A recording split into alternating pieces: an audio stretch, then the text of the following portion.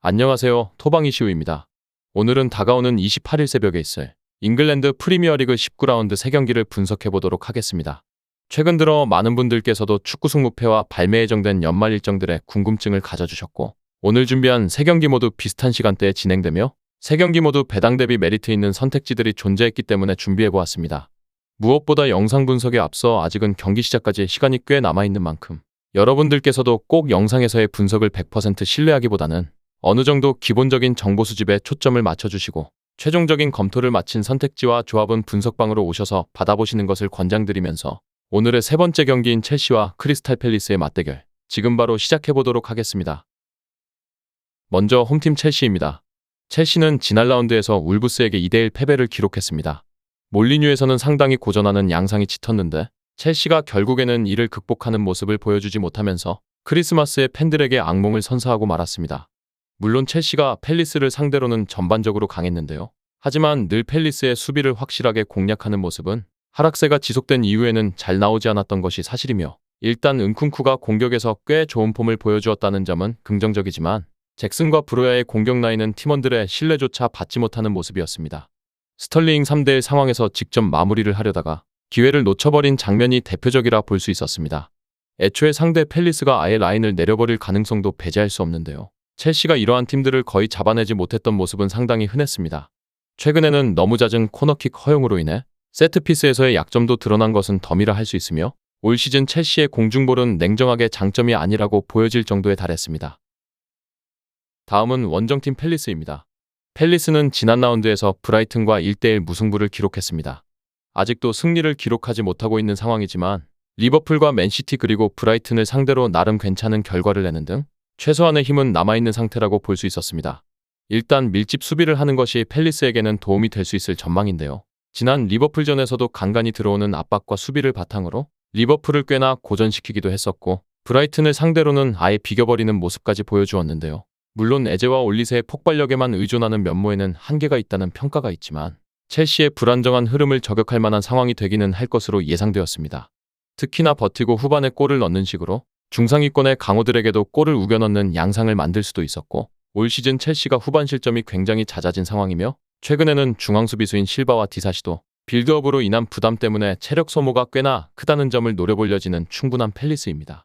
다음은 두 팀의 예상 라인업과 부상자 현황에 대해 살펴보도록 하겠습니다. 홈팀 첼시는 이번 일정에서도 4-2-3-1을 구성할 전망인데요.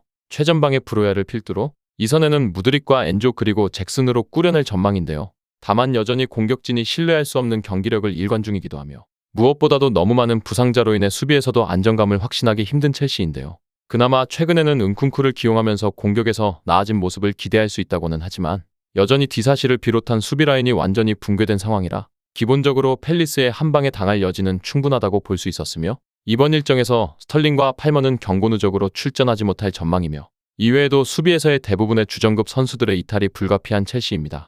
원정팀 크리스탈 팰리스는 이번 일정에서 4-2-3-1을 구성할 전망인데요.